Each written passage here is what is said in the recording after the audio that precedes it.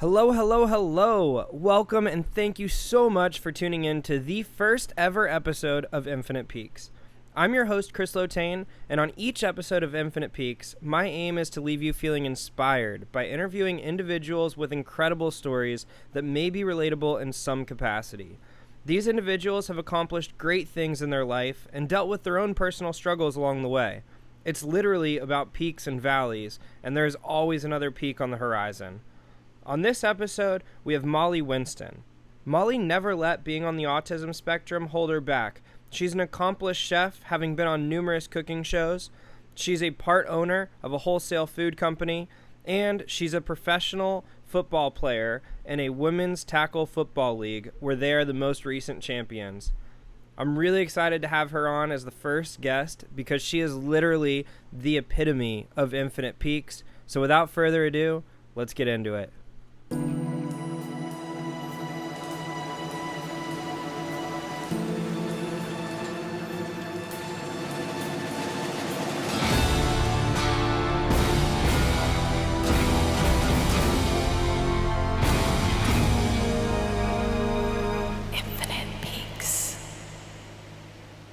Molly, how are you doing? I'm doing great. Thank you so much for having me. This is very exciting, so I'm excited to get to it. Back in high school, we met, and I was lucky enough to have first period with you, first period broadcast, for 2 straight years. And that's not a big deal with most people, but with you it is. With you, every single morning, or it sure felt like every morning, you rolled in with treats, and you were just basically using first period as your test dummies for what's good, what's bad, what can I work on, and I was lucky enough to be there. So let's talk that time of your life. So high school for everyone is a little bit different. We went to a small private middle school, high school at that time. So class size were pretty small. Everyone knew everyone, but there was still all that navigating teenage years, etc. And as someone with some of my own social struggles, I'm diagnosed on the autism spectrum. It's now just ASD, autism spectrum disorder, but Asperger's at the time, so high functioning.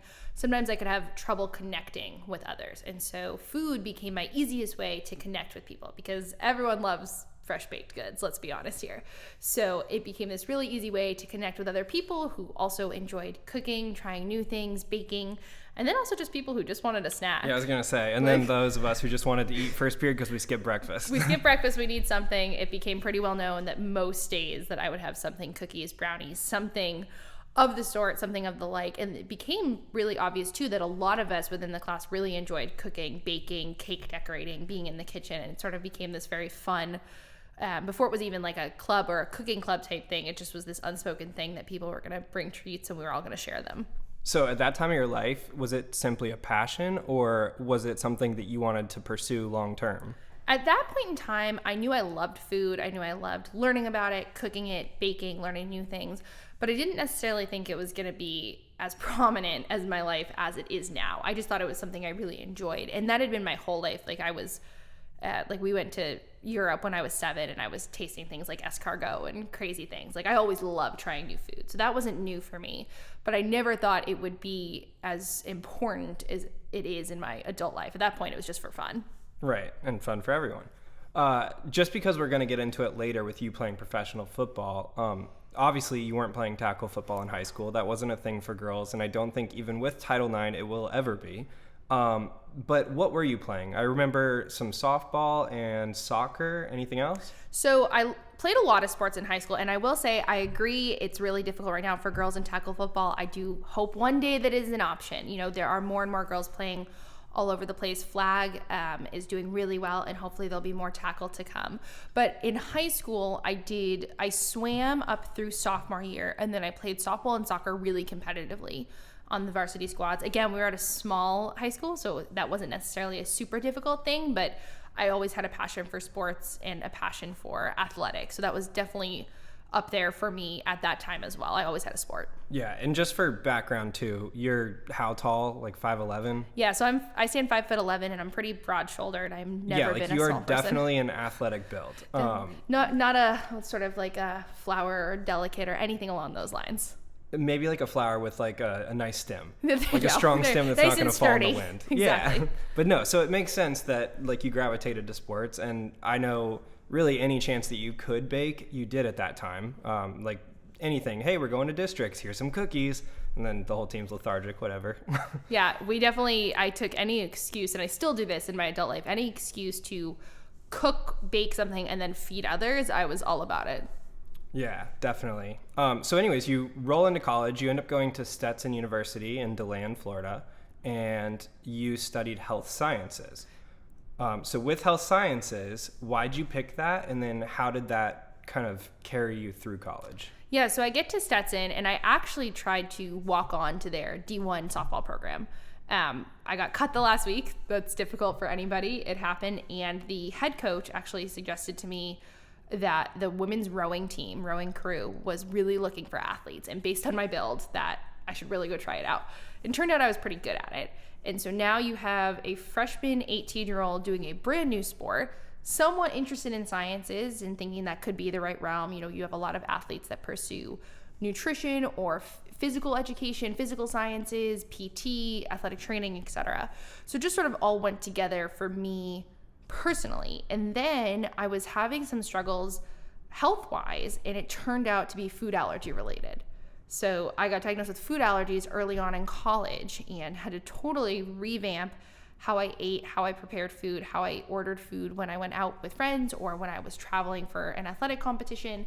And so that really steered me towards health sciences with a nutrition focus and a food science focus. Even prior to that, though, you were kind of on the gluten-free bandwagon, right? Yeah, at the end of our senior year of high school, and this was still before gluten-free was like a big thing. My mom had seen something. Yeah. Also before it was like honestly good. Like now I love some gluten-free foods, but I remember back then I'm like, this doesn't quite taste the same as with like normal gluten-based stuff. No, and I remember actually trying to bring in like some gluten-free cookies and a few things like that, and people being like, what are these? Like, these are not good. Molly, give us the good stuff. Where's the real stuff? So I dabbled in it, but it wasn't until freshman year of college that I was like, oh, there's a wheat allergy being diagnosed. There's a sesame seed allergy being diagnosed, and learning to navigate that. So, you know, we continued to, you know, be as an athletic organization. I also, you know, I was doing all the college things. I joined a sorority, I had classes, I was learning, you know, having fun. Yeah, getting the most of your experience. Exactly, all that good stuff.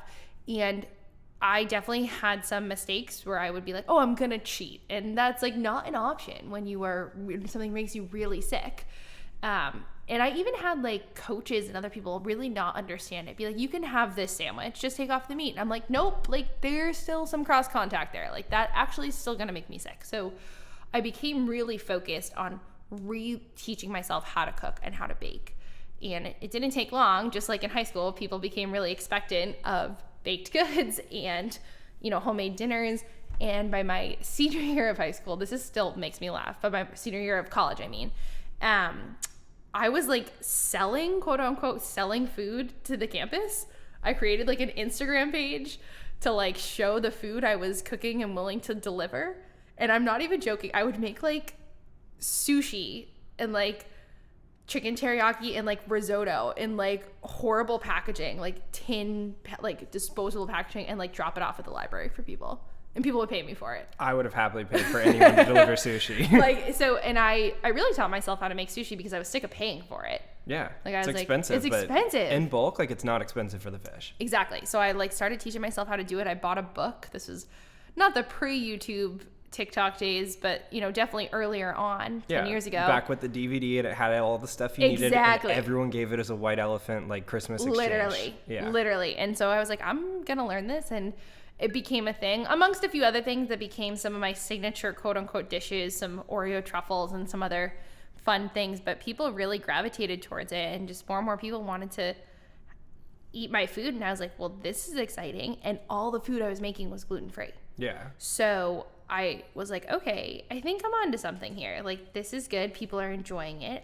People are feeling better, right? Because it's like, you know, lots of people have, you know, intolerances or anything along those lines. So it started working, and it sort of got me to think what I wanted to do next. And grad school for nutrition and food science just sort of seemed like the next appropriate step. Yeah. And as far as like a feedback loop goes, like you have so much like elation and happiness when someone likes something that you make. And like that, we could easily tell early on. So the fact you carried on with that made perfect sense to everyone else. Maybe not you, like high school you, but I think you now even kind of understand why you are where you are. For sure. As someone, we've touched on it, that sometimes social cues or appreciation or sarcasm or any of the things can sometimes go a little bit unnoticed if I'm missing some of the social hints. It's very clear when you make something and someone enjoys it. Like, that is a very obvious emotion. Yeah. And really, really exciting, right? It can make you feel great in all sorts of ways. And so I definitely wanted to be like, okay, what can I do next? And I wasn't sure if I necessarily wanted to go like the medical side of nutrition, right? Or if I wanted to go more what I ended up doing, the food service side. But I knew that I wanted to be in it in some capacity because I wanted to continue to learn how to make food inclusive food approachable for people. It's not just like this idea that gluten-free tastes like cardboard and that which it did at one point. Which it absolutely did. Yeah. I was super fortunate at Stetson that there was a local market that had its own gluten-free bakery. So I would literally walk to this little grocery store and get like homemade gluten-free bread and then walk to the special sub shop. And they'd be like, oh, you got your special bread? And they'd like put down parchment paper and like make me a gluten-free sub. And like, nice. I was super lucky to be in a community that, supported it 100%. Yeah, no, that's definitely awesome. So at BU then, you decide to take the route into food service? Like, did you have to choose that before you started classes? So I did a combined program at BU that combined a didactic program in dietetics because I had my undergrad in health sciences. Say that again? Didactic program in dietetics. Okay, cool. So DPD. I'm going to pretend like I could repeat that. Exactly. Basically, it's like if you did a nutritionally focused undergrad, but I had done a broader health science undergrad. I'd taken nutrition courses, but that wasn't like a focus. It wasn't even really offered at Stetson specifically. So I had taken classes, but needed some more. And then that fed into a master's of science in nutrition at BU. And then that was then followed by your dietetic internship, which is actually like a residency. Like you match and you are in a hospital and you are working your tail off and you're doing tube feed calculations and really specific recommendations based on medical diagnoses. Like it's full on. And I learned pretty quickly with that that's not what I wanted to do. Yeah. Throughout my time at BU, I took food science courses and food service courses, right? And I really was like, I think this is more the route I want to take. We saw so many people that worked in food service for safety, to an extent for food allergies, and there's all sorts of weight loss dietitians. And, I also really liked sports nutrition at that point in time, but sort of food service won out. I'm at this point in my life very interested in sports nutrition as well. And I'm thinking about possibly getting some certifications within that as well. So on that note too, I know you were doing crew at Stetson along with a million other clubs. Did you do anything like that at BU, or was this kind of a gap of no sports for you? So I get to BU and I realize I'm completely out of NCAA eligibility, right? Because I've used it all at Stetson. You have 4 years, maybe 5 if you redshirted. So I had nothing left. And I realized that BU had some really significant club programs. So the first thought was to play club soccer because I had done that really, Yeah, you were a decent goalie I was going to say, like, so I'd done that. I'd I'd really done that competitively in high school. So I was like, let me go try out. And I did get, like, asked back to the second night. And then there was this goalie who had literally just transferred from, like, another college, like a D2 school. And she had transferred and wanted to be on this club team. Yeah. And I was like, okay, if this girl beats me out, no problem. Yeah. So she did. And I happened to see, I don't know if it was a sign or maybe a Facebook post for women's rugby. And I was like, I'm intrigued. Always like to tackle people. Yeah. There's not that much of a difference going from goalie to rugby. Let's check it out. Turned out I loved rugby and it was super fun. Great program. This was also a Division I club team because we were playing Yale and UConn and like other high level teams. We just weren't considered a varsity sport based on financial. So I could play at the D1 level without being part of NCAA, which I was out of eligibility. So I did 3 years of club D1 rugby. We went to national finals my senior year, went down to Annapolis. We were playing teams like Notre Dame and Army, Navy, UConn, like top-notch rugby teams. Nice. So that was incredibly exciting, invigorating.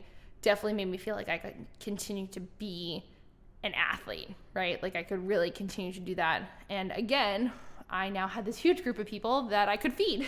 So that became a running joke that most games I'd have something, a muffin or a granola bar or cookies or whatever it was that I was feeding the team. And so that I think also played into the fact that I, again, was still interested in like cooking in large amounts and cooking sometimes, like athletically focused foods, sometimes more treats. etc. But that also gave me another outlet to cook for. Yeah, I was going to say, I'm not even sure it's the sports that's drawing you in at this point. It's the opportunity to cook for a group of people. A group of hungry people, no less. Yeah. I don't know. Rugby probably takes it out as much as football does, maybe more. Rugby is an insane sport. It's been interesting learning the differences of rugby to football, because I thought that they were just going to translate, and it's not that they don't translate, a lot of the skills translate, but so many of the rules are so different that I remember saying to someone, I was like, I can do that? They're like, yeah, you can do this. I was like, oh, that's illegal in rugby. And someone's like, you're not playing rugby. Listen to me. I was like, okay, duly noted. Yeah. Let's keep going. So after grad school, I finished my internship. I have a lot of friends going into full-on clinical. Like, they are ready to be clinical dietitians. That's what they want to do. Or maybe private practice. And I'm like, yeah, no, that's not what I want. And I'm like 2 or 3 weeks out from completing my internship. And it was sort of like an extended cousin had heard about this project, and basically your extended cousin or someone my at the mom's internship? cousin's husband. Okay, cool. So, who owns a baking company up in Massachusetts, but he had been basically a partner in trying to start this gluten-free company. And I knew very little about it. Like, I just was like, yeah, I'm interested. And he was like, I think you need to meet with Steve Winsten, who's now the president of Freedom and my boss. He's like, I think you should meet with him. I'm like, okay. Again, knew nothing about it. I printed out a resume. I showed up with gluten-free brownies at like 5:30 in the morning because... Let's pause there really quick, because on your resume, I think is something that's really important that happened when you were at BU. You were actually on your first cooking show. Yes. So I did in 2016. Early in 2016, I auditioned for MasterChef. And so went really far in that process. That is only home cooks, and didn't quite get it. That's the show with the blind lady who won. Exactly. Yeah. Yes. So MasterChef had been a super fun experience process. I loved it. But I didn't get cast. And then I got a call in the fall for a new show called Cooks versus Cons, which was 2 professional chefs and 2 non-professional chefs, but the judges don't know who's who. And you actually don't know who's who. And I went far in that casting process too, but I didn't get on that one. And then like 2 weeks later, I get this call for Bakers versus Fakers, which sounds the exact same. The exact same concept, except baking. Which is more in your wheelhouse. More in my wheelhouse. And I also was thinking that if they were going for this, like, you don't know who's professional, who's not, I might not look like a professional executive chef, but I totally pull off young cupcake shop owner. I don't know. I could see you as an executive chef too. Either way. So they cast, and at that point too, I was still only like, I don't know, 23, 24. Like, I was pretty young at that point. Yeah, that sounds about right. Yeah, so I was still pretty young at that point in time. And when I got the call that I got it, I was like, wait, really? Like, right, because at this point you've already been rejected twice. Exactly, from big shows, and I was just like giving up hope, and it had been interview after interview, right? You're submitting self-tapes, you're doing Skype interviews, they want to see your personality, they want to see if you have the cooking chops, they want to compare you to other contestants, they need to find a date that works, they've got to organize all the travel. It was in the middle of finals, so I had to organize everything. I was literally like up doing a paper the night before. And then they were like, nope, this one films in Jersey City, we think you're perfect, we can get you there, let's do it. And that was fall 2016. I won't totally spoil it, but I'm a very competitive person, and I think we can spoil some of it. So I won the first round, actually, with, believe it or not, you can't make this stuff up. The episode is called Donut Dilemma, and this was filmed fall 2016. The donut factory I now run was not even a thought until 2018. Yeah. And I won that. Foreshadowing. Foreshadowing. I won that first round with a gluten-free donut. Nice. Which is wild to me. Like that What happened. Is winning on that show, though, for people who don't know it? Yeah, is it like Chopped, where it's a round that you get promoted, or is it they guess that you're a baker or a faker? So there's 2 rounds. The first one, the least successful person goes home, and after that, that person that's been eliminated, they reveal if they're a baker or a faker, so that they have a little more understanding going into the final round. The difference is if you win as a faker, you get, at that point, you would win $15,000. Versus if you won as a faker, or if you won as a professional baker, you'd only win 10. So it's like this extra incentive to go against the professionals. Yeah. So it gets revealed at the end of this round that the person who got eliminated was a faker. So now I know that the other 2 are bakers, because I know I'm a faker. And They kept us at separate hotels. We were not really allowed to speak. Like, it was very confidential, very secretive, etc. So we go into the second round, which I took on a really technically difficult pastry. I took on French macarons, which are finicky anywhere. I've messed them up as many times as I've made them correctly. Did you choose to do that, or was it given to you? So I had chosen to do that pastry with whatever the secret ingredient was. Okay. So I had chosen that I'm going to make this ingredient work. So that second round, the secret ingredient was yogurt, which I'm actually not a huge fan of. Like in general, it's like not my thing, but if it's flavored, I like it. Yeah. But not like straight up. Yeah. I was just like, what am I going to do with this? So I made a filling with it. I was like, yogurt buttercream sounds sort of interesting. We'll make that with macaroon. I really thought at the end of that round, I had it in the bag. Like I was like, yes, because the other two desserts that looked beautiful, but like weren't nearly as technical as mine. I had really pulled it off and was really proud of it. So that second round also was very crazy. I could not seem to separate egg whites, and they actually cut it out of the film, which I thought was funny. They made it look a lot more seamless than it was. I was sweating, sprinting across that kitchen for more and more eggs. I just kept like popping the yolks and not having clean egg whites, and I was super frustrated. Are you someone who deals with stress in a situation like that well, or a little flustered? You know, I feel like food TV is my perfect combination because it's food, it's sport, and it's talking. So the competitive in me, the athlete in me is like, we still gotta go. There's no stopping here. And I did, right? They cut out some of the more struggles. It's like, I felt like what I was able to get done on TV because of my physical attributes and, you know, sort of competitive nature is probably far beyond that of your average competitor. So I was flustered, but I wouldn't say I let it affect me. Like I still got everything on the plate. Like everything was ready to rock and roll. I did not win. I'm still a little bit bitter. But didn't they guess baker and not faker? Yes. So they really thought I was a professional baker. So that was a huge win. Yeah, that's a win in itself. That was a huge win in my book that, you know, they really had held me in a really high regard. And it was super cool to have like someone come back to BU and follow me around like with my classmates and like, you know, like videotape of you like you're a celebrity, which you're not, but it's totally cool. In that moment you are. In that moment you are. And that was really fun. He was like setting us up in like study hall rooms to like make it look like we're doing really complex equations. It was really funny. And that was super exciting. And I loved it. I loved every bit of that. We filmed that episode in one marathon of a day. And the end of the day, you do your post interview that they interject throughout the episode itself. And they actually asked me to go last because the producers were so tired. They didn't want anyone else to go last. They knew that I would just talk and answer everything. They wouldn't have to like pull it out of me. And I would just be able to give them what they need. So like, we need you to go last. So everyone else is done. It's like 10 p.m. We've been going since like 5 a.m. And like, all right, you're up. Let's go. And I was just like, all right, let's do it. And then the next morning, 8 a.m., you're finally wrapped. I'm like, thank God. So that was a total blast. I loved it. And then I had some really cool opportunities in and around Boston 2017, 2018 to do some live cooking demos, to start doing like cooking classes for people, birthday parties. I spent that summer working at my childhood overnight camp as their special diets coordinator and teaching kids cooking classes. So a lot of interactive opportunities, which was really, really fun. Yeah, and fits your personality perfectly, like you've already alluded to. And I was still a student, so it's like I had the summer to do that, which was amazing.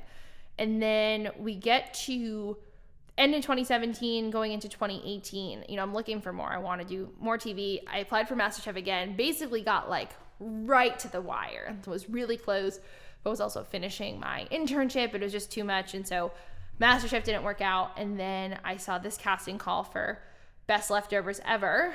And I guess it would be, I'm trying to think, maybe the start. This is after Freedom though, right? No. Well, yes Also and before? no. It Okay. sort of coincides. Okay. So 2018, I'm still applying to shows, but nothing had happened yet. Right. And at this time, you're also walking in with your brownies to the Freedom interview. And Exactly. We've talked about the resume Yes. being built up, and you're just continuing to build on the resume because, I mean, really, it's fun for you. Exactly. So putting stuff on there. So 2018, I'm still applying for things. I'm applying for jobs.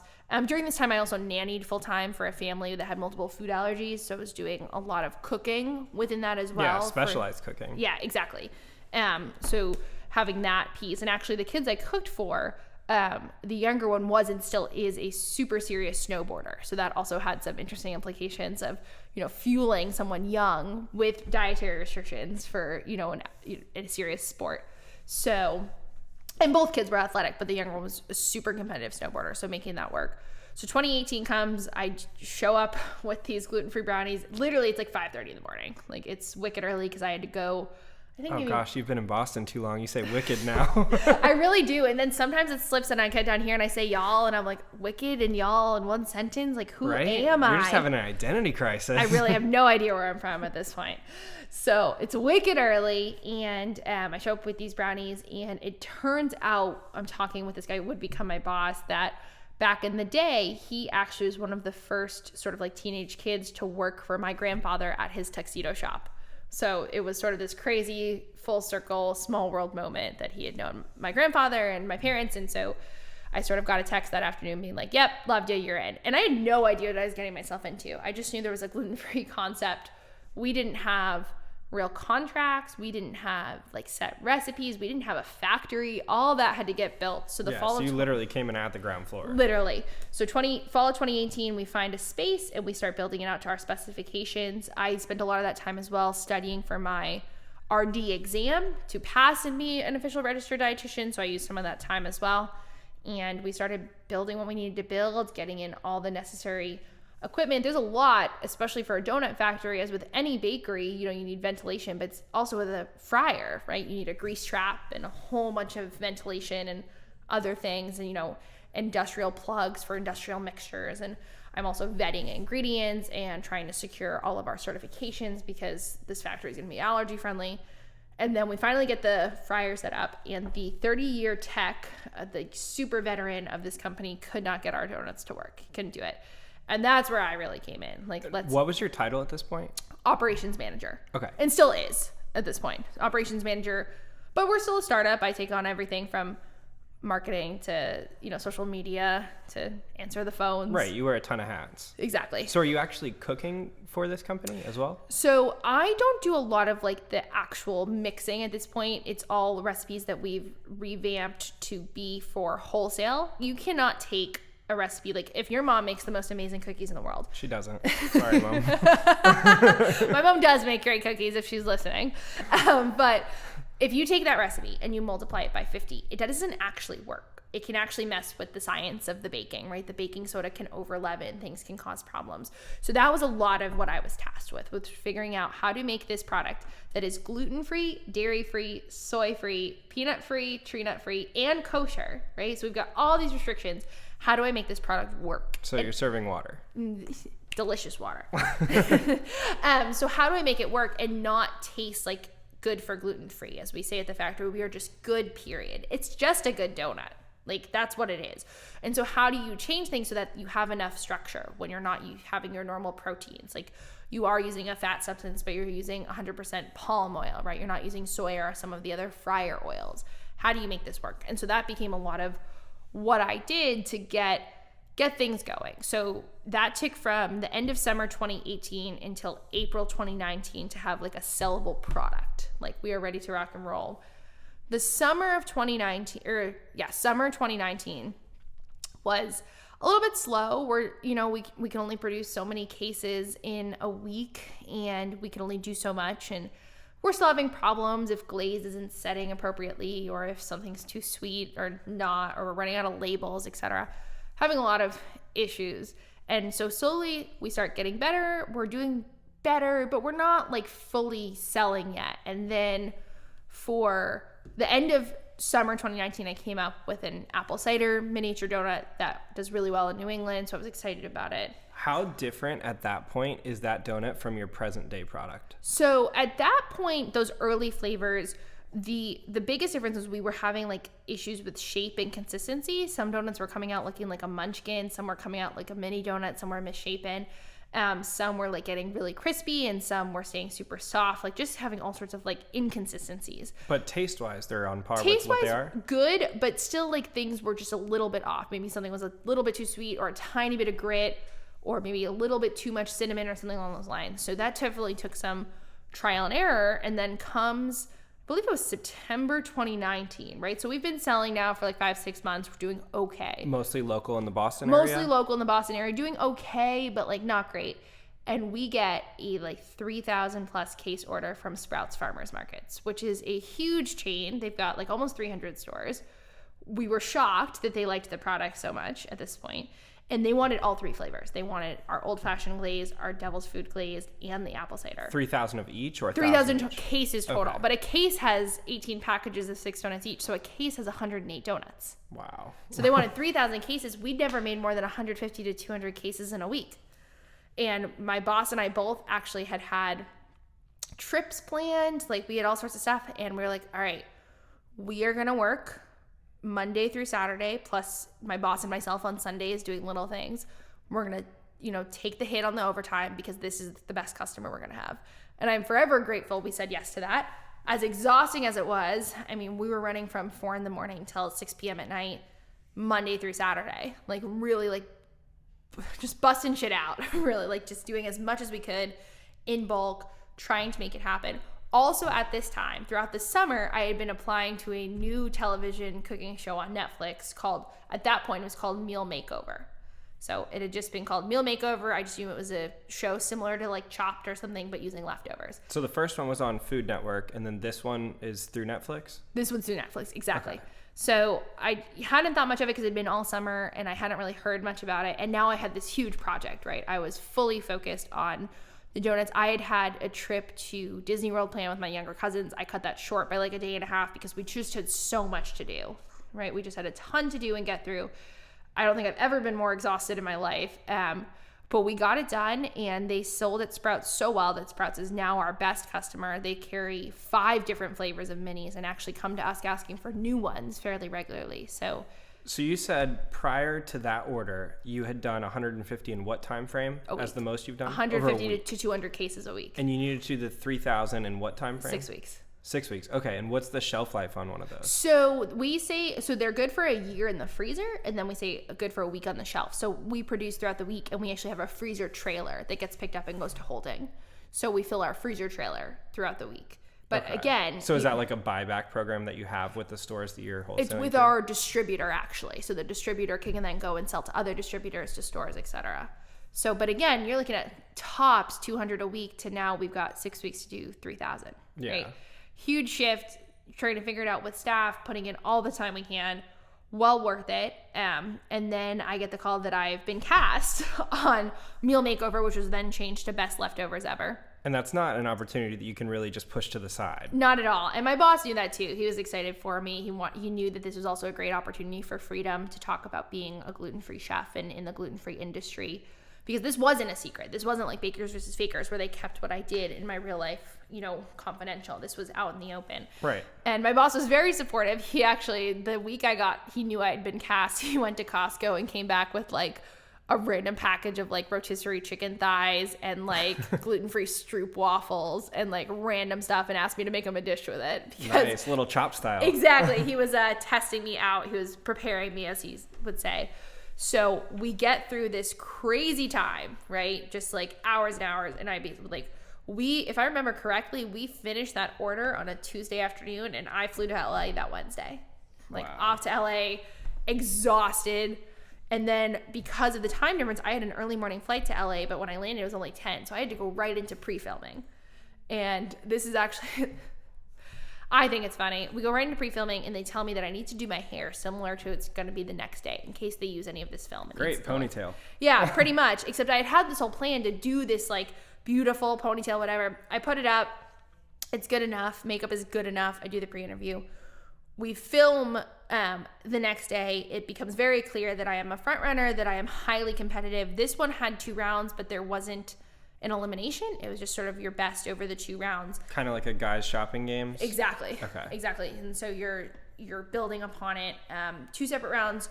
The big excitement here was that I had the same ingredients as everyone else except mine were gluten-free. So that was awesome to feel accommodated. Yeah, I remember they literally said like, Molly, yours are a little bit different. And you're like, oh, this is awesome, which I'm sure they told you ahead of time. Yes, but I was really grateful for it and thanked them. That's the first time I've ever seen that in a cooking show. Yes, and I got great feedback from the community of just people being like, thank you for representing. This is amazing. Even as much as recently I saw a post in like a local gluten-free Massachusetts group being like, oh, I'm watching this show on Netflix and there's a gluten-free chef. Like, isn't that amazing representative? And I commented, I was like, hi, that's me. And they're like, oh, no way. So That was really fun. And there had been some fun, like after the Food Network one aired, I'd gotten recognized a few times in the airport or out shopping or even at a rugby tournament. Someone was like a fan, which was really funny, but enjoyable nonetheless. Oh, for sure. So that, I had a great time. I did feel like, my competitiveness almost worked a little bit against me because some of the judges were a little taken aback by this very intense, competitive female. Yeah, intense, loud, outgoing. Exactly. Yeah. And so I was called feisty on the show, which is not necessarily a bad word, except I don't think you'd ever use that to speak of a male chef. I don't think you'd call a male chef feisty. I don't know. I call everyone feisty.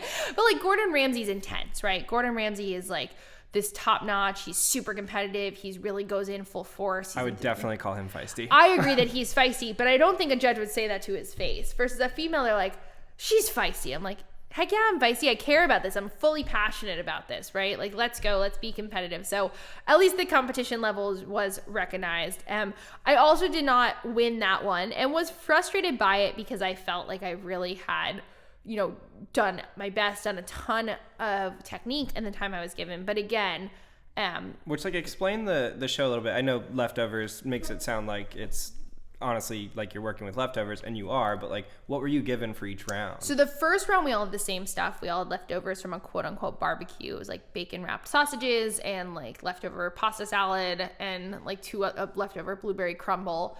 And you had to make, the context we were given was a sweet and salty late night snack. So I made this queso and blueberry candied bacon, and it was great. The judges almost had nothing bad to say about it. It really did. It was perfectly balanced. Sounds good. It was delicious. I've made it a few times since, a really similar version, and without leftovers. Without leftovers, with fresh food, and it's gone great.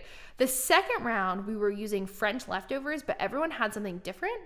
And I will maintain that the person that won had a much easier ingredient to work with because I had a beef stew, so a beef, which it's random, right? It's random, yes. Okay. A beef bourguignon, a beef stew that's been cooked down with wine and spices. And one person had a cassoulet, which is also a stew with pork and beans.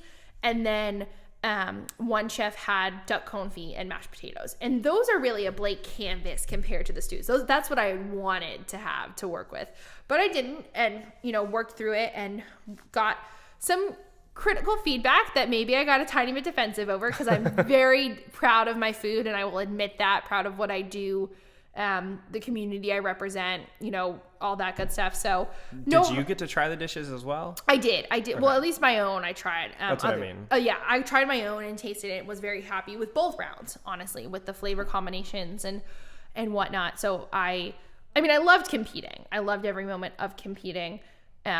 It was definitely tiring, but in a great way. I loved being out there. I loved being on camera. I loved talking. Both times I did the shows, I was getting comments from some of the producers you're the social rock star here. We need you to keep talking. You're carrying the show, etc. So all right, I'll be your personality. Can I get a letter of recommendation for the next show? Yeah, right. Let's go. Let's keep going. Find me another one.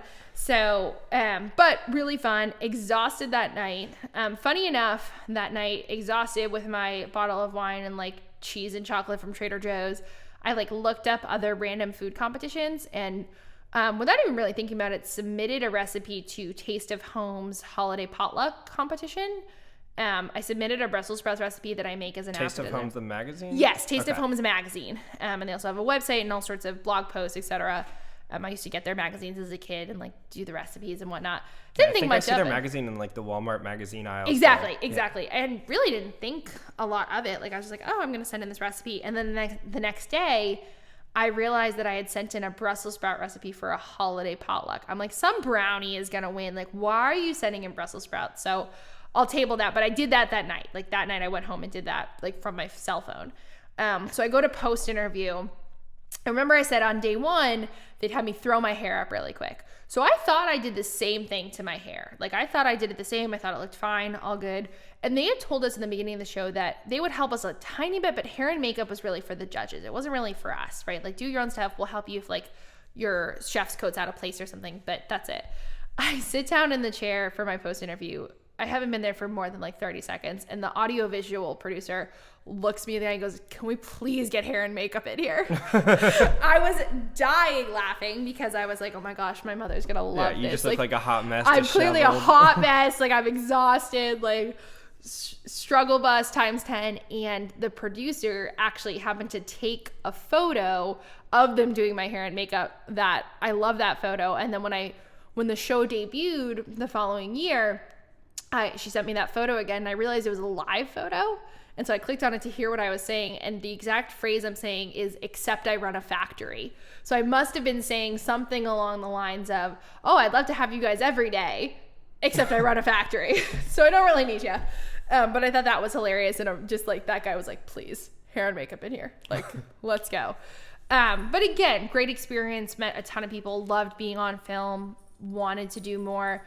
Totally forgot about that submission to Taste of Home magazine until April 2020, which now we're totally I'd been up for some other shows, but 2020 had shut down a lot, obviously. I get an email from Taste of Home. "Congratulations, you are our grand prize winner of the holiday potluck competition." I was getting a whole feature in their holiday magazine edition. Is that the prize? That was and a $500 grand prize as well. Nice. I totally forgotten about that submission, and then that also set me on a great path. Sorry, we got dogs. We have dogs around. Hunter and Moose are here hanging out. Of really collaborating with Taste of Home. So now I'm what's considered a Taste of Home community cook. I do social media for them. I do some recipe development for them, all in the gluten-free space. So they're really working on more gluten-free content. So that's been an amazing jumping off point that really came from that show. I was frustrated that I hadn't won Best Leftovers. So I just looked up things to apply to, and lo and behold, that worked out. So since 2020, I guess is when Leftovers aired, I haven't done more TV specifically, but 2020, right before the shutdown, I was looking for something more to do. I'd now gone... Which at this point too, because I know we ended with the Freedom stuff with you guys fulfilling that order of 3,000. Yep. But was it also set up at this point to where you had the capabilities to be able to still step away a little bit and have those orders fulfilled of that size? We really learned a lot about what we could do in protocols and consistency, and how much efficiency we could have within that time period. So now we were really in a much more stable place, and no one orders donuts in January, February. Everyone's on a resolution. So January, February, we're a little bit slow. We have a little more time to ourselves, and we were not mad at this at all because we'd had this crazy fall. Right, you needed the break. We needed the break. And I'm looking for something to do. It's now been almost 2 years without a sport. There were local semi-professional rugby clubs in the area. I wasn't necessarily sure that was something I wanted to do. And so on a whim, February 2020, I Google Boston women's sports. The Boston Breakers, before they dissolved, were the women's soccer team in Massachusetts, and they would hold like open tryouts. I'm like, maybe I'll just go try out as a goalie just for something fun to do, right? Like, this is really just for fun. Maybe there's like local clubs I could join, whatever. And the Boston Renegades pop up, and I'm like, what are the Boston Renegades? What is this? And I find them on Instagram, and I literally slid into the Boston Renegades DMs. Like, I literally direct messaged the team. Like, very effective. And I was like, pretty much like, hey, my name's Molly. I saw there were tryouts in the fall. I missed them. What's the tryout process like? I'm 5'11", former goalie, rugby player, rower. And I'll cook. And this sounds fun. And so I messaged from my public Instagram page, which at that point was doing pretty well. So there was some interesting things to see there about my life and what I do. And I got a response from someone who's now one of my really close friends on the team and a pinnacle of the offensive line on the team. She's been in women's football for years. She's amazing. She was running the social media, and she responded. She's like, rugby players make great football players. I'm going to pass your name to our general manager. And within hours, I was on the phone with the team's general manager. He really impressed me. I mean, the stuff he was saying about the team that I didn't even know existed. How was I here playing rugby since 2015? I didn't know this championship women's tackle football team existed. In your town. In my town. 15 minutes down the road. I was like, what? And like from an outsider's perspective, I know you and I had talked about it outside of the podcast a little bit, but the only thing that I knew for women's football was the lingerie league of like the early 2000s. And that obviously had a gimmick. Like, yeah, there were some really athletic girls out there, but they were playing on the sex appeal, not necessarily the sheer athleticism. And, ooh, dog bless you. But the stuff that you are currently involved with the Boston Renegades and that league, is strictly athleticism and females playing tackle football the same as you'd see any males play. Exactly. And I didn't know, I was the same thing. I was like, my parents even were like, what league are you talking about? We've only heard of lingerie leagues. What is that? And I had played some social sports in Boston, but it wasn't really cutting it, including flag football. They were all co-ed. It came down to who had like the tallest guys. I was wicked competitive, as we know, and I was sometimes getting in trouble for like arguing with the refs because they were just playing socially. Like they wouldn't really keep score or uphold the rules, and I was getting really frustrated. And so the general manager called me and asked about my skills and whatnot. And then he says, and I'll never forget it, I've known about this sport for a few hours, right? Let alone this specific team. And the general manager says to me, he says, so I got to ask you, this is a really high level program. What are you going to bring to this team? And I was taken aback by that question. Panicked. Like, baked goods. Literally. I was like, donuts? Like, I got you covered. So I was like so taken aback, but so impressed with that question that he was vetting me right before I could even cross the threshold. And I just answered like, lifelong athlete, super committed. I like to think of myself as a great teammate first, as well as a great athlete, etc. And he was like, yeah, we like you. Can you get to practice? Oh, so you didn't even mention donuts. I might have mentioned it a little bit, but it was but it might have helped. I definitely brought donuts to my first practice. So I get there. I don't even know which way is up. Like I know nothing about football. They take me to defense originally because I'm coming from rugby. I practiced that night. I practiced the next night. I didn't have pads or a helmet or anything. Like I knew, and I had no idea the high level of this team. I hadn't really Googled it. For background too, you obviously came to our high school games, right? But then you went to Stetson, where at the time you went to Stetson, I don't think there was football yet. Senior year, there was football. Okay, so and it senior was year they got football. Yeah. And it was honestly like a new team. Yes. Obviously, they're not the most competitive. Right. And so then you go to BU. I don't think BU has doesn't football have either. Football.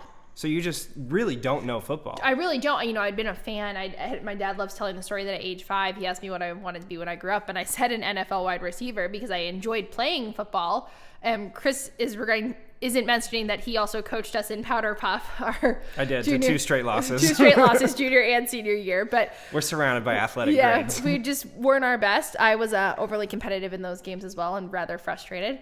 It happens. But yeah, really little football knowledge and little knowledge about this program, about this team. And, I show up, it's this very respectful attitude, right? This is like, yes, coach, no coach, yes, ma'am, no, ma'am. Very intense. Do not speak unless you're spoken to. I do 2 practices on defense, and then a couple people sort of plucked me up to the offensive line, including the person that I had first spoken with on social media. And like, come to offense. And I was like, okay, right? And I talked to the coach a little bit about maybe tight end-ish. Offensive line had not been mentioned. I think it really was just like, this girl's big and powerful. We think she can handle it. Like, let's try her out. So I had a few practices on the offensive line, again, not knowing anything of what I was doing. And then we shut down for COVID. Season gets shut down. I had barely met the team. Like, we tried to do like virtual practice and going over film, but it was really hard to pay attention to any of it because I didn't know what was going on. I didn't know much about the team. So 2020 didn't do much football until the fall. So in the fall, the Boston Renegades have what they call OTAs, which are basically like tryouts. Right. There's OTAs in the NFL too. Exactly. So we have the OTAs, and I was considered at that point a COVID rookie, right? So I had the start of my rookie year, and I was even less because the rest of the team had started like second week of January. Mm-hmm. So all that original learning of like the basics of football, I had missed out on because I didn't start till the end of February. So like missed 6 weeks. So very little knowledge, but excited to get out there, excited about skill set, size-wise. And then we really started getting into it, early March 2021, again with COVID. We were masked inside, which was exhausting, playing football. And then moved to outside. And for a while, we were masked and helmets outside. I mean, like hitting a sled, doing really hard work. And it became apparent to me right away that football is an academic sport. I had no idea how smart you had to be to play football. I had no clue.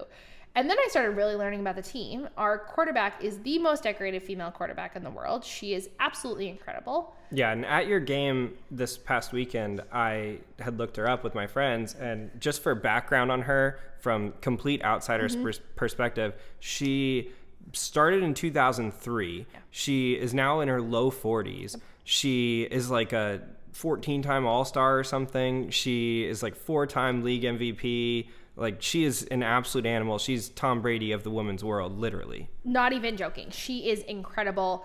I don't know if she's incredibly intimidating in the best way, because you are like, I am next to greatness. That is how good she is and how committed she is to her sport. She knows what to say, when to say it, and she will be the first one to criticize you to make you better, and she'll be the first one to celebrate your successes. Like, she is absolutely amazing. And so I'm starting to learn this, and I'm starting to get reps on the offensive line, getting my butt whooped quite a bit, learning the sport, and just sort of figuring it on out.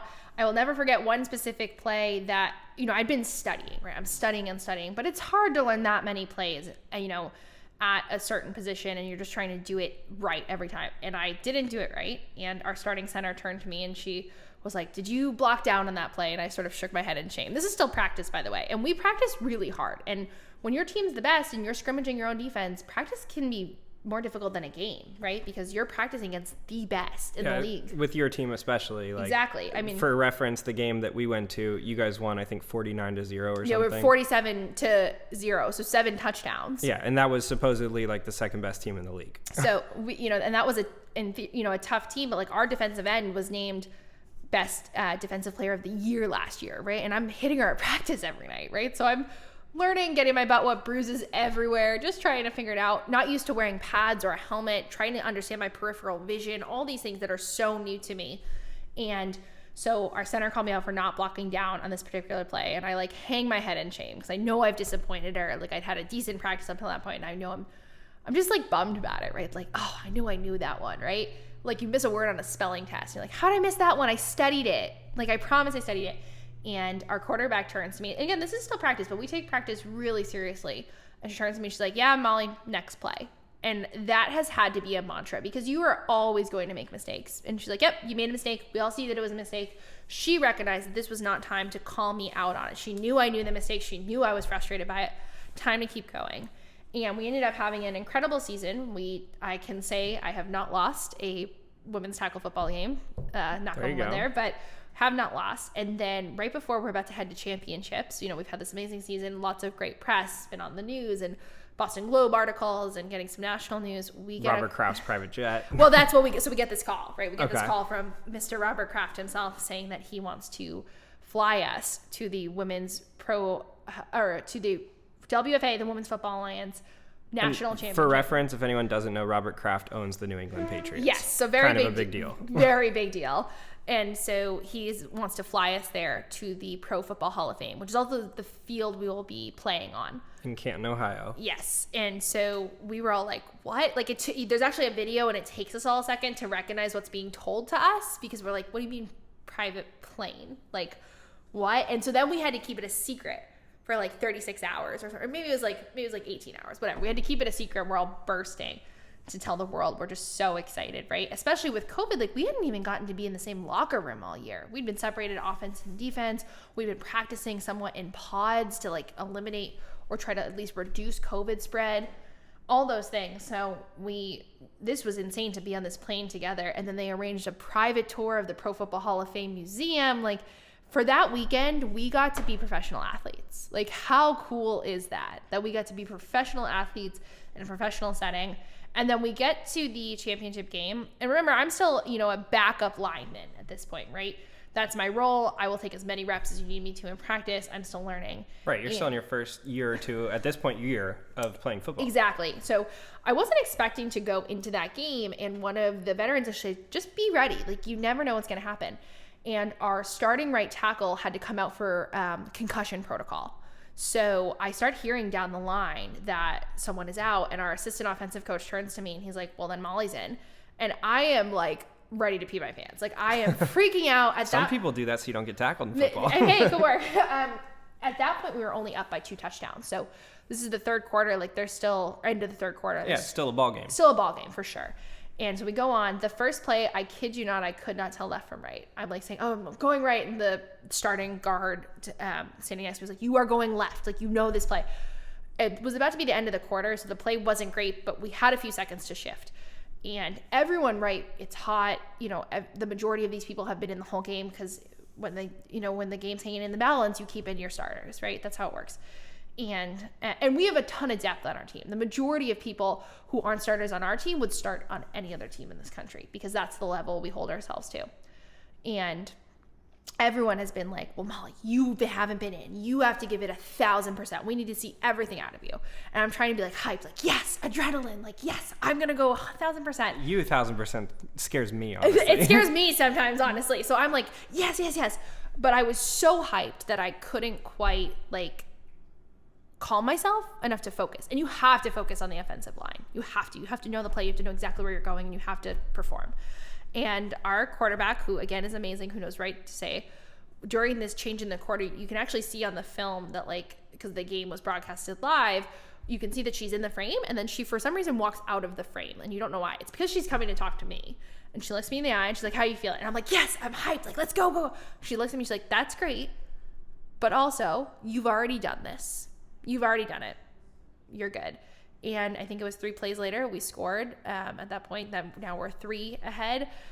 We are all pretty sure the doctors might disagree a little bit on when or if it was truly a break, but I broke my arm on that final play, but I had so much adrenaline, I did not even notice. There you go, 1,000%. I had no 1,000%. Had no idea. We scored. It was such a blur. Like, I feel like I almost blacked out during it because there was so much adrenaline, but like those words of "you have already done this," you know, settled me so much.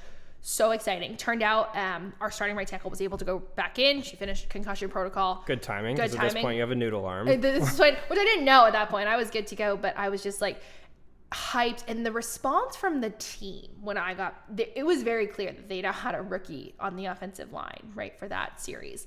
The response from the team when I got back to the sideline was like nothing I've ever experienced in sports. Like, this was just like full excitement because the majority of the people knew what had just happened and how I had been freaking out, and it was surreal, and I was so excited. And then we won. Yeah. That moment was like everything that's beautiful with team sports. Like, and this group of females who are just badasses all around. Yeah, and supportive and they are excited. Supportive, committed, athletic, talented. They were also probably nervous in that moment for you and for the game. For the team, for the court. You want to protect your quarterback. You know, you're so excited. You're so pumped. And these women are just amazing. We have mothers and everyone under the sun in terms of careers, and such smart, committed, wonderful people. Like, it's a privilege to play on this team. And so we win, and it's crazy exciting. And there's a picture of me in the Boston Globe, like screaming my head off, my hair a hot mess, like just like so hyped. And then we get back, we're still flying back on the private plane. That's also pretty awesome. Well, before this even, who did you play in that game? What was the other team? We played the Minnesota Vixen, who are a great team out of the West. We could see them again. What was the result of the game? I think the final score, I think we won by 4 touchdowns total when it was said and done. But when I went in, we were only up by 2 touchdowns. Right. So I think we scored the one I was in and then one more. So the final score might have been like somewhere in the upper 30s to like 14 or something, or maybe like 40s to 21. Okay. Something along a game. It was definitely a game, something along those lines.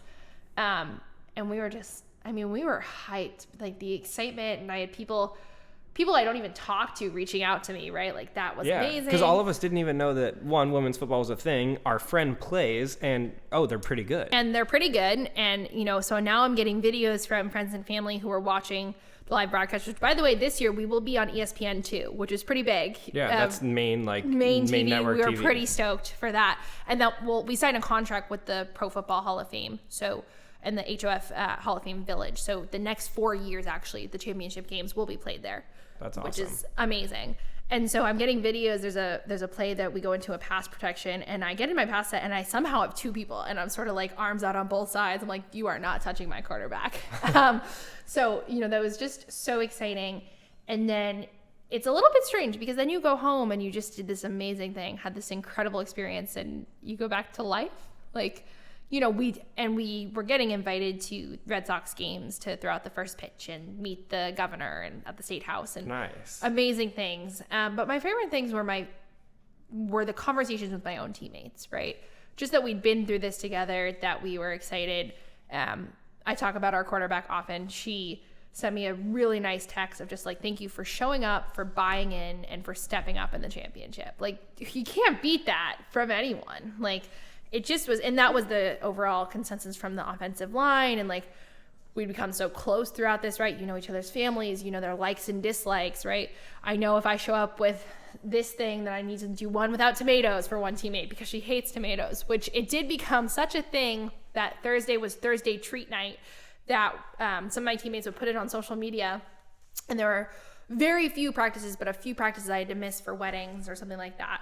No games missed, but I did have to miss a few practices, and people would pretend to stage a coup. Like, what do you mean? We're rioting. There's no snacks. What is this? So much so that when this season started, we actually have had a few sponsored snacks that companies have sent in product or coupons or snack ideas to feed the team because our Thursday treat night has become such a thing. So football has been this great combination of a huge group of supported women, amazing, a phenomenal group of athletes, a great sounding board for any baked good or treat or snack I want to make. I did one night after a particularly sweaty practice I was super proud of it. I had made veggies and homemade hummus, like ready to go, ice cold in a cooler. I was so proud of it. And everyone comes over to see what the snack is, and all of their faces just fall. They're just crestfallen. They're like, but where are the cupcakes? Where are the donuts? And also our team owner's name is also Molly, spelled the same way. Sometimes I would even get texts and I'm like, you meant this for owner Molly, not rookie Molly. And I had brought so many things to practice that actually several people on the team actually call me Snacks. They'll say that's a pretty good nickname. It's a pretty good nickname. So I'll get Snacks to not get confused with owner Molly as well. So that 2021 season was incredible. We still have a slightly adjusted season for COVID this year with 6 regular season games followed by 3 playoff games. So we just finished 2 road games to start the season. Well, 3 if you win, right? 3 if we win. Yeah. 3 if we win. Yes, which we plan to. Yeah. That is the plan. But we just finished 2 road games to start. We had a bye week 1, and we actually have a bye week 8. So we're one of very few teams going 6 games without a bye, which can be incredibly exhausting, especially But you guys will need the bye before the playoffs anyways. Yes. So we will have some time then. So we have our home opener this coming weekend. We are super excited. I mean, who doesn't want to play at home? Yeah, first 2 games were on the road. Yes. First one in D.C., right? Yep, went to D.C., and then we went to Tampa. Amazing. Good football. Tampa is a good team. They're athletic. They're big up front. They got spanked. We did win. We were very proud of the win. I was proud of the team. We got a lot of rookies on the field. And we were also down a couple of starters this past weekend due to, various things, injuries, stuff like that. So, and also, we're obviously in a different climate than we're used to. We're used to practicing. We've had games practices below freezing, right? We are certainly not used to even anything above 70 degrees to play in. So adjusting to that climate as well. And I thought the team did a phenomenal job working out travel plans, working out staying hydrated, all those little things this team takes really, really seriously. And so now we get to go home and get ready for the home opener and just show Boston what we're all about. There's now been so much more press. We had a spot on the Today Show. Obviously, Robert Kraft and the plane was a huge thing. A lot of people know who we are now. When I joined, there was a lot less. I think one of the excitements for myself and my size was there's a lot less recruitment happening, right? Because there just hadn't been quite as much press as there is now. People know who we are. It's fairly regular if I'm wearing a Boston Renegades something and people say, oh, you play for the Renegades? That's so cool. You guys just won. Nice, that's amazing. Which I assume you wear every day. I pretty much everywhere, yeah. Including now. I am currently wearing a Boston Renegades t-shirt that I wear very proudly. I love supporting the team. It's become that, and Freedom Bakery and Boston Renegades are the majority of my personality these days, and proud of it and excited for the rest of this season. Like I said, we have 4 more games in a row, and then we'll have a few weeks off in anticipation of playoffs, and then we'll get rocking and rolling. The championship will be played on a Sunday this year, not a Saturday, on July 10th, and like I said, we'll be broadcasted on ESPN2. We're super stoked. Which I'll definitely be tuning in for. But unless you're in Canton, Ohio at the Pro Football Hall of Fame. It's rare that I'm anywhere in Ohio. But no, so going back to that championship from last year, you guys actually had, what was it, your quarterback's jersey and the game ball or something put in the Hall of Fame? Yeah, right when we got to Canton, Ohio, we were informed that the winner of this game, because it was the inaugural game being played at the Pro Football Hall of Fame for the Women's Football Alliance, that a jersey and a football signed by the entire team would be going into the Pro Football Hall of Fame. And at that point, we were like, oh, that's super cool. And then we had a private tour of the museum, courtesy of the Patriots, which is amazing.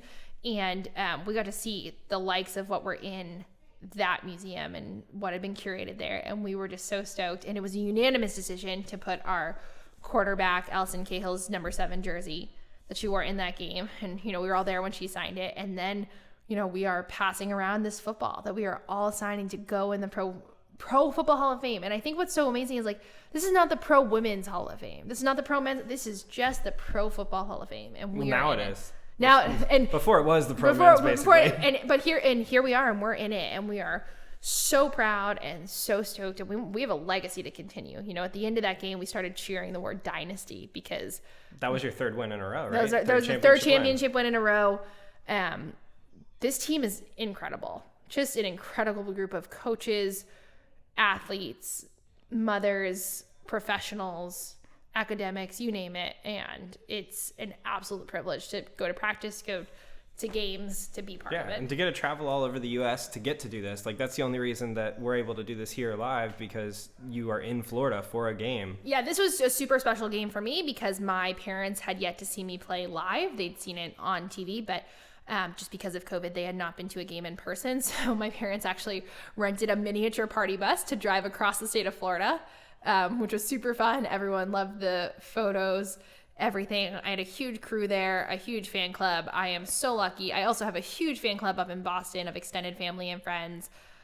They say it takes a village, and my village is massive, and it is continuously exciting. And it's also great to see when my little cousin is now 9, and she came home from summer camp last summer. And one of the first things she told me was, Molly, guess what I did? I was like, what? She goes, I played flag football, and I'm really good at it. And this is, a child that loves dance and cheerleading and all these great sports, and had never probably tried her hand at football. She's like, and I love flag football. And those are the moments. Or this same little cousin, one of our amazing team members this year, one of our wide receivers, Adrian, did this amazing campaign with Gonna Need Milk. And so they did this women's football campaign. It was incredible. And they have a billboard out in LA. And I showed a picture to my little cousin, and she was like, that's your teammate? And I was like, yeah. And I was like, what do you think? She's like, Adrian's so awesome. That's amazing. Girls play football too. I play football. And that was just her reaction. This wasn't That's cool. And that's only going to get more and more normalized. That's exactly it. There's more. We see, we do share, our field is not just ours, right? We do share a field with other organizations. And sometimes we are getting there to set up for our practice. And like a young league is, like a youth league is finishing before ours. And every time they're there, yes, it's mostly young boys, but there are little girls there pushing hard, kicking butt. And like most of us would have loved to play at that age. That wasn't an option. But if we're any small piece of paving the way for more people to do that going forward, then bring it on. Yeah, that's awesome. And then, so that covers most of your sports stuff. So in 2020, that's also the time that you linked up with Rachel Ray, right? Yeah, so I had actually, I think maybe at the beginning of 2020, I had been in talks with Rachel Ray, but then COVID happened and everything fizzled out. So I reached back out in 2021, didn't hear much of it, just sort of thought, okay, they're uninterested. And then I got a call from one of the producers, and she was like, so I really like your Instagram. I like what you do. What's up? And I explained my whole food inclusive message, how I want the whole world to be more inclusive of dietary restrictions. And not just gluten-free. I'm talking vegan, gluten-free, kosher, halal, tree nut allergy, peanut allergy. My kid won't eat green things. Like, make food more approachable, make it more inclusive. And before I knew it, I had a, healthy in the sense of like food allergy friendly. So a safe holiday segment airing on Rachel Ray, who I've been watching since I was like 10 years old. So that was incredibly special.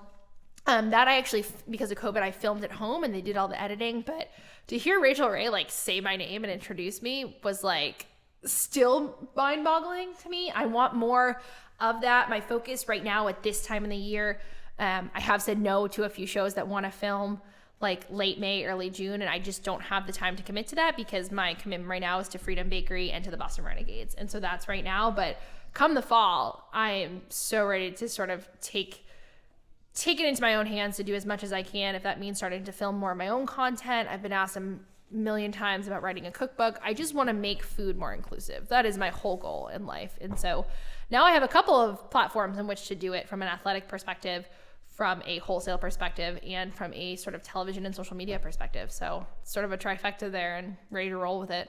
Yeah, no, and that's definitely awesome. And the reason that I had asked earlier if the donuts were the same as that first stage when you were kind of going through those early recipes was because you brought them to our 10-year high school reunion. Yes. And there was a very large snack table there with a lot of different options. And I'm someone who usually gravitates towards more savory things. But I'm not joking when I say I think I crushed 2 packages of your donuts on my own.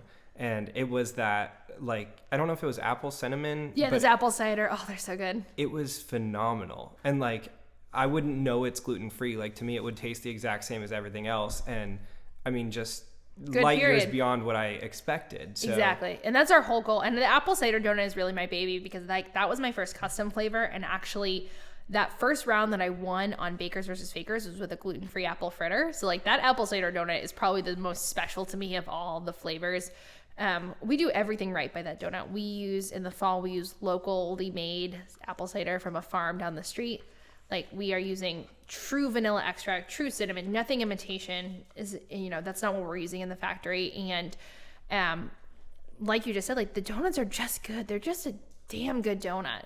And that's what makes it, I think, so special. And I'm with you. I'm usually a preferred, like, savory person, but the donuts are just so good. And they have so many applications. We've started doing specialty, like, mail order flavors for the seasons. We're a little bit restricted because we are free of so many allergens at the factory, but we're a kosher factory. We're not making a maple bacon donut at our factory, but we're able to do a lot, and a lot of people are really interested in starting to sell the donuts. We saw a TikTok the other day by someone who had found the full-size donuts are individually wrapped, which makes them great for on the go because you're avoiding cross contact, you're avoiding the possibility of some allergen like getting in there because they're individually wrapped and heat sealed. And someone had gone through Honeydew Donuts, which is a local chain in the New England area, and saw a big sign that we had gluten and dairy-free donuts available. And she had no idea, right? She was just getting her coffee with almond milk, right? And she tasted them, like, live on this TikTok and was blown away, and the TikTok got thousands of views. And we've done decent on social media. For now, still a startup. It's just me running all of our socials, and I do it when I can. But social's a great piece and a huge piece. People get excited. We've done... Which it's what on social? At Freedom Gluten Free. Okay. And then I myself am at On Molly's Plate. And then TikTok is also just On Molly's Plate for now. I don't have one separate. Oh, you don't even want to tag the personal one there. No. I have a private Instagram page as well, but that's like for friends and family, guys. You got to separate it a little bit. Okay. My puppy has a public one at Baker Boy Doodle. Yes, his name is Baker, and yes, he has a donut collar. He has a brand to uphold. Cool. Definitely like that. But we've had great responses on social media, and it makes us really available. People have questions, they come to us. Any emails that go through our website come directly to me. I answer those. People can call the factory. We've also had the great opportunity to do some donation type things. We recently, with a local private school, the kids were raising money for Ukraine, and we were able to donate individually wrapped donuts for them to resell, at an upcharge, and they raised like $1,500 for Ukraine, like, and refugees. It was incredible. We've been able to donate to some local gluten-free food pantries. So we've really had a great experience. We actually, and the biggest donation we just did was, there is now a celiac cruise as part of Royal Caribbean that, like, 1,000 people on one of these ships were all gluten-free in a separate gluten-free dining room, no gluten anywhere. And we were able to donate 3 pallets worth of pumpkin minis that we had sort of left over from the fall that were in the freezer. Which a pallet is what in terms? A pallet is 60 cases. Wow. So 180 cases at 108 donuts a case. Yeah, that's wild. That's wild. And so people were sending us amazing feedback, like, I've never had your donuts. The crew on the ship was able to design the menu around the donuts and make desserts with it, and warm donuts sundaes and platters of donuts. I'm like, you're a kid, you're not used to getting that. And, like, your friends all get munchkins, etc. And, like, now you can just have as many as you want. So we've had some great opportunities to really get ourselves out there, but we just entered year 4 of selling. So now it's time to sort of get out of startup and get into mainstream branding. Yeah. And I'll cut this out if you're not allowed to say anything about it, but you're also going to end up getting some equity in this company that you helped build, right? Yeah. So I am a 10% owner of this company as well, that I'm very proud of and excited of. And but yes, I am, an owner in this company, which has me invested, obviously, from a financial standpoint as well as a personal standpoint. And people joke all the time. They're like, well, what about, like, your personal life relationships? I'm like, I'm married to the factory. Yeah. That's where I'm at. I don't know how you currently. have time for literally anything else. Like the fact you could slide in something like this is amazing for me. It worked out today. This day worked out great. This game, which was a bit of a struggle, was at the end of school vacation week. So flights were really expensive. As amazing as our league is, and we're super proud to be in it, we still have to pay to play. And we had this conversation the other night of, like if this opportunity was available, right, you'd still do it. And I don't complain because yes, I have to pay to play. The team's amazing that they cover hotels and some other things, but we do have to pay for our own transportation to games. And I get to play. I get to play at the highest level of sport I've wanted to play since age 5. So no complaints here. But because of the cost of flights, I stayed an extra day. Yeah, and really with the amount of growth that I've seen just after seeing the sport last year or 2 years ago when you started, right, to where it is now, and like seeing a game firsthand and this kind of stuff, I only expect that it's going to improve even more. And then say 5 years from now, players are getting paid. Yeah. And I think that is really the hope because it's getting more and more sponsorships and more broadcasting opportunities. We heard that at least locally for us this year, we'll be on Revere, where our home stadium is, we'll be on Revere local TV. So hopefully we just keep getting more and more because it's an amazing sport. And like you said, you just got to watch good football. Everyone I bring to the games like, that was such a fun game. What right, amazing like, football you play. This may sound terrible, but we went into it saying we're not sure if there's going to be a lot of pass plays. Sure. Like we really haven't seen many girls that can execute that, let alone if someone's mid-route coming across the field and you have to lead the receiver. But we were shocked. I would say 60+% of the plays were pass plays. And at least on your team, they were all great passes. Yes. We have an exceptional quarterback and an exceptional group of receivers. We also have an exceptional arsenal of running backs that run with huge power and great speed. And so we have this great ability to pass like nobody's business or run the ball. And we've got the fitness and the people to do it. So we're really fortunate there. And I agree with you. I didn't know what I was getting myself into. My parents didn't either. I remember them calling me after the championship being like, yeah, when you started, we thought this was another social league. We thought this was for fun, right? Like, this is not just for fun. This is serious. And I focus on it a lot. We practice several days a week, plus film sessions, plus film on our own, plus working out and nutrition and everything else. We are committed to being professional athletes with full-time jobs. So, it's a huge undertaking and commitment, but I think the product speaks for itself. Yeah, no, it definitely does. And I mean, really, to summarize really everything here, you helped build a company from the ground up. You play professional football. You're on numerous cooking shows and will surely be on more. Hopefully. Like, you are literally the epitome of Infinite Peaks. So thank you so much for coming on and sharing your story here. Thank you so much for having me. I hope that, there's always more to come. And it's been so much fun reconnecting through this that, we've gotten to talk about our excitement and like what's next. And, keep on keeping on. Like, we're still young. We got plenty of time to do the things we want to do. And there's, we're in a day and age where it's sort of like, yeah, dreams are possible. So let's keep going. Let's keep kicking ass. Yeah, dream bigger. Dream bigger. Cool. Thanks, Molly. Thanks again for listening to the episode. If you'd like to listen to more like it, you can come back here every Sunday. We'll be posting a new one. Or you could follow our social and we'll keep you up to date there. It is at Infinite Peaks on Twitter, at Infinite Peaks Podcast on Instagram, or you can follow me at Chris Lotane on either Twitter or Instagram. And that's really the best way to show support for the channel right now. We'd also appreciate if you came back and listened every week and told your friends and family or really anyone that you think might benefit from listening. I don't think that's too much to ask. Anyways, we're really excited for what the future of Infinite Peaks is going to hold. So, we'll see you guys at episode 2.